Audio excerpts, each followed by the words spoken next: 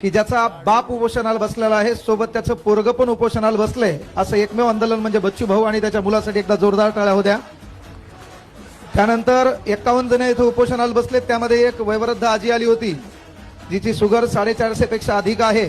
म्हणून विनंती आहे, इथं पाठिंबा देणाऱ्या संघटना असतील, पाठिंबा देणारे नेते असतील, केवळ सहज फोटो काढून इथून जाऊ नका, तर तुमच्या सोबत 10-12 कार्यकर्ते इथं आणा, ते इथं सोडा।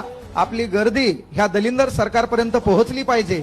आपल्या मागण्या काय आहेत, मेन काय माहितीये का, बच्चू भाऊ येणारा काळ तुमचाच आहे, पण होतंय काय माहितीये का, आम्ही फेसबुकला खाली कधी पाहिलं तर ज्याचा बाप रुग्ण घेऊन सध्या पेरणीच्या मागे लागलेला आहे, पाऊस कधी पडतोय, त्याच्यानंतर खताचे भाव वाढलेले, तेच भिकारचोट खालून सरकारची बाजू घेऊन आपल्या शेतकरी बापाच्या विरोधात कमेंट करत असेल तर असे बांडगुळ झोपेत मेलेले भले सारे।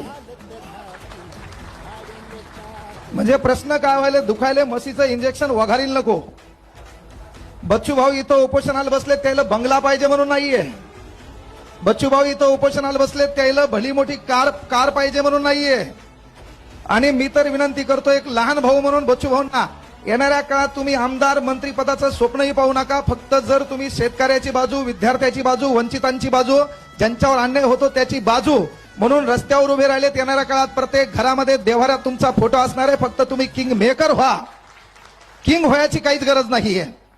कारण काय माहितीये का, आपल्या गरीबाचा फार मोठा एक प्रश्न आहे। माझ्यापैकी एखादा गरीब असेल आणि त्यानं स्वप्न राजकारणाचं पाहिलं की ज्याचं चारण्याचं कारण आहे का, तेच भिकारचोट खालून संदेश देते।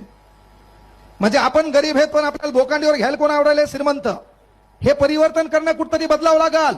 अरे या महाराष्ट्रात 288 आमदार आहेत, काही काही दलिंदराचे त्या विधानसभा मतदारसंघात नाव माहित नाहीत। 288 आमदार आहेत, त्याचे दलिंदराचे त्याच्याच मतदारसंघात नाव माहित नाहीत।